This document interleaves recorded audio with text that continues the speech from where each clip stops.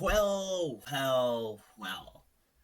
I got multiple comments back from my latest videos about increase in capital gains tax, saying, "Oh, it's just a little bit of tax. Oh, investors, they're they're always good people and always invest in the right stuff. Oh, this is a good tax."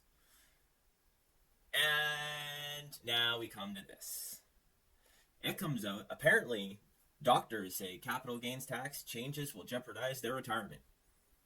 And I don't think we have to determine whether that's true or not, but apparently the Medical Association came out and petitioned the government to say that physicians and doctors would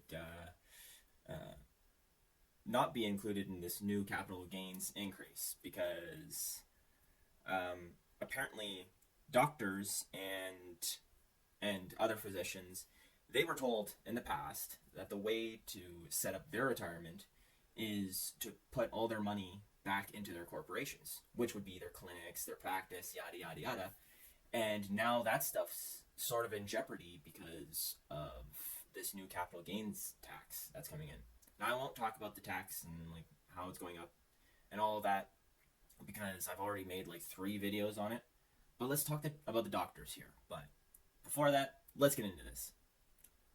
From the Canadian press, doctors say capital gains changes will jeopardize their retirement. Is that true? Ottawa.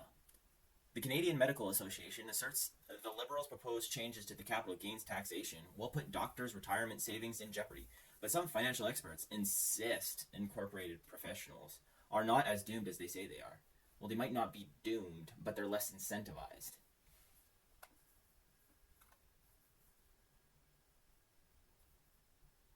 So they go on and saying the increase in so-called tax inclusion rate would apply to capital gains, yada yada yada. We know that. So now they go into explaining why the doctors are in upheaval about this. They say since doctors typically incorporate their medical practices and invest for retirement inside their corporations, the association points out its members will now face a higher inclusion rate on all capital gains they earn, including on retirement investments. So they also say down here it's unclear how much of an impact. Uh, does it matter? To be particularly honest. Now they have somebody here called Jean-Pierre Lapont. I think I said it right. Says they can register for a pension plan and make contributions to that pension plan that would be tax deductible, so they won't have to pay the tax on it. Though there's limits to that because there's only so much per year you can put into your pension plan, and they'd be starting the pension plan late for a lot of these. Like a lot of these doctors are older, right? So yeah, they'd be going into the pension plan late, and since there's only so much you can put in, it's you're not going to have that much in on your pension plan as you would have if you started when you were like 18 or wow. I mean, if you're a doctor, you're probably like starting at like 24 or something.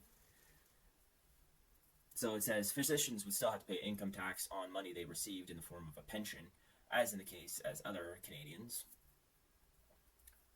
And the Medical Association shot back and said eventually they will be impacted by these measures. Oh, wait, no, Lapont says. Eventually they will be impacted by these measures, but nowhere near to the extent made out in the news. So let's talk about that. Okay, so let's say it's not as bad as it seems, but they're still in a worse place than they would have been before. Why would doctors be incentivized on taking on new patients? What would be the point? They're just going to get taxed even more. So, and this is when we have pretty much a doctor's crisis in Canada. 6.5 million Canadians are still waiting on getting a family doctor.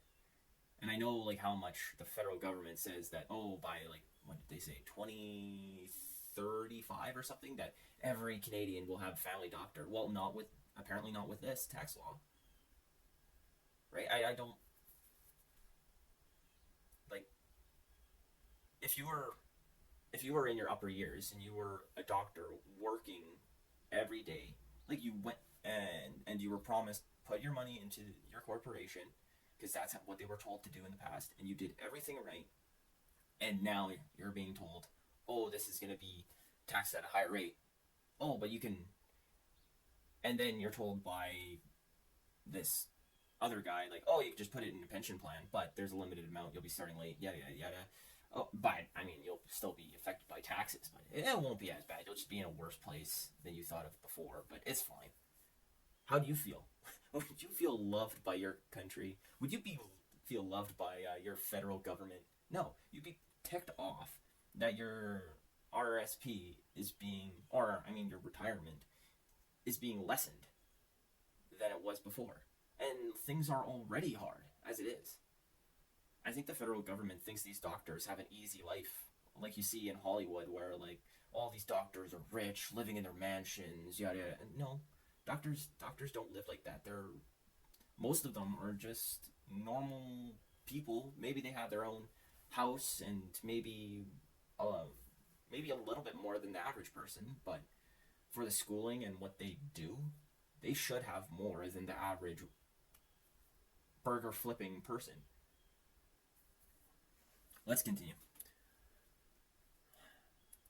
In a statement made by the Canadian Medical Association, echoed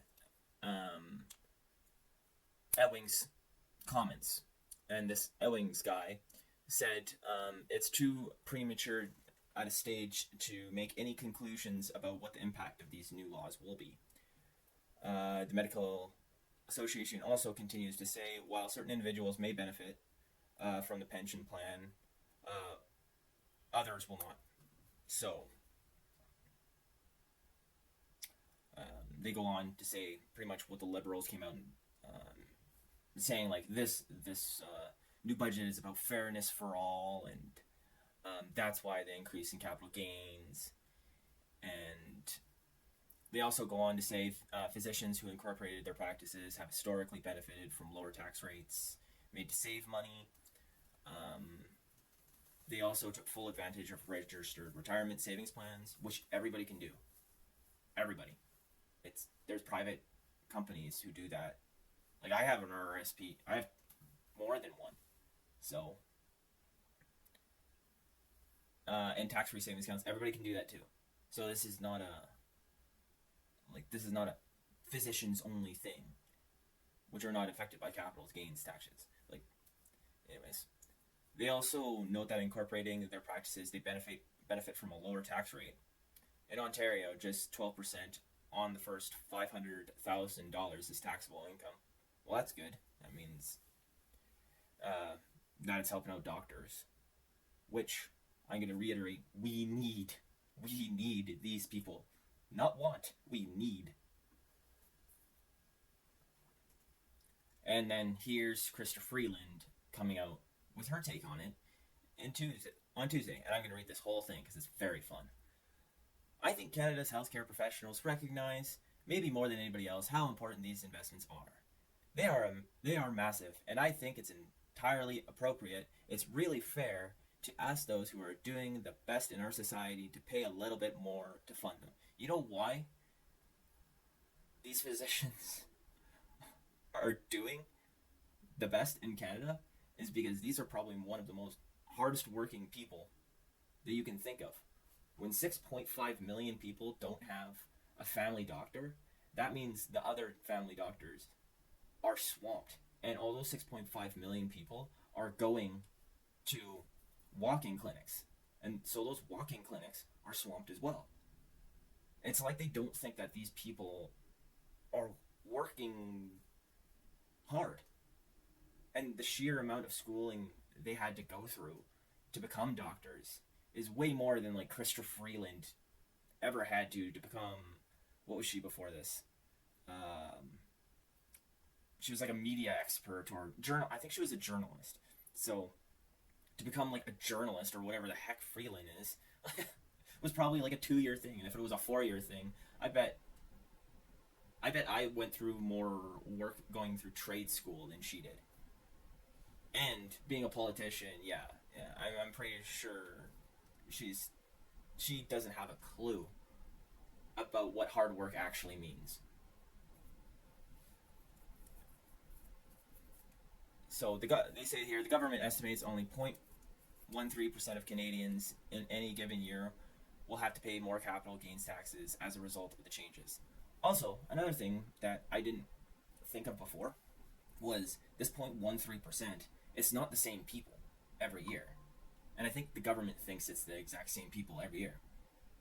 So this 0.13, usually, like, say you sell your house, you're now part, especially nowadays, you sell your house for like $700,000, you're in that 0.13% now. But then the next year you're not. You're just back at, like, I don't know. If you say you earn $100,000 a year, you're back at like upper middle income or upper middle class. So it always fluctuates. The federal government expects the increase to inclusion to generate. Yeah, yeah. They expect it. They expect all of this is expecting, and we all know how terrible our federal government is at math. So that doesn't have to be explained. So this is terrible. It doesn't matter whether um, their taxes only go up a little bit. It doesn't matter if the federal government is saying that their retirement is going down just a little bit, because it's like the federal government doesn't realize there's a massive country to our south that's always willing to take our doctors. And historically, they've been willing to take our doctors, and a lot of doctors been going down to the United States. So I assume a lot of these doctors are just gonna either be, if they're in their early practice, they'll just be like, I'm out, I'm going to the States. And who's ever getting out of medical school, they're like, well, I wish I could stay in Canada, but taxes are just increasing and it'll be harder for me to retire, so I'm going to the States. And like really, really old doctors, I mean, they probably don't have enough time to really rack up enough money in their pension, in this new pension plan they're going to get. So, I mean, why continue if you're just going to get taxed more, right? Like, what's the point? So, they're probably just going to say, I'm out. Early retirement, and then go to the States, where taxes are way better. I mean, that's what I would do. But, I mean, they always say, go where you're treated better. And if Canada thinks that physicians and doctors shouldn't get paid what they're worth and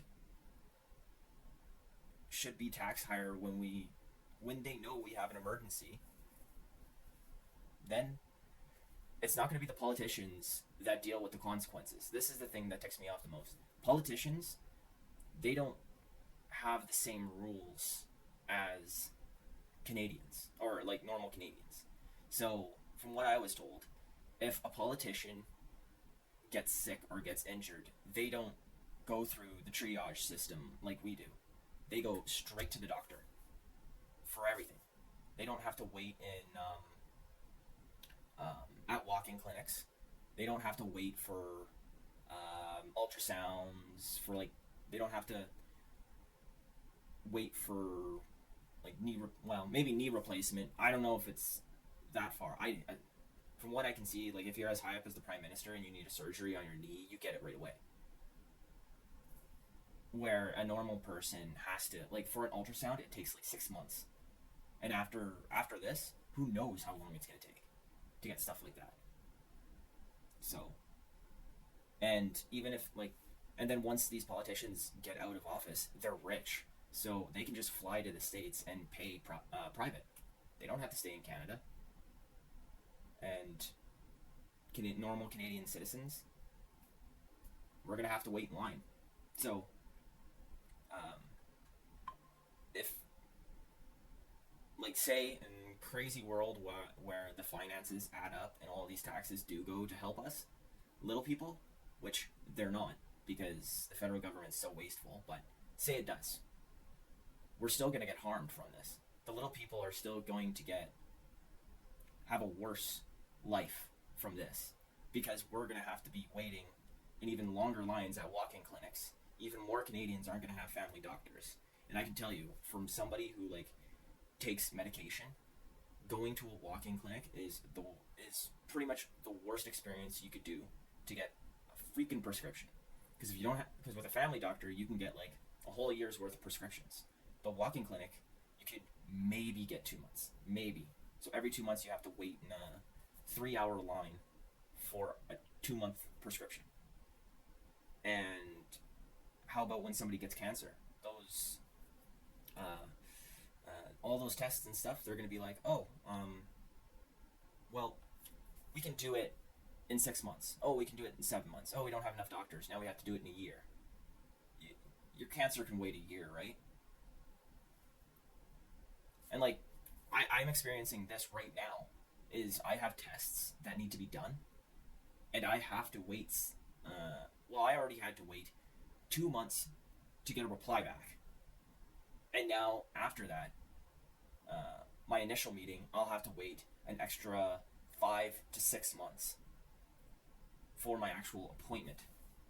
This is Canadian healthcare, and apparently it's just going to get worse. So, thank you, Trudeau, for a worse quality of life.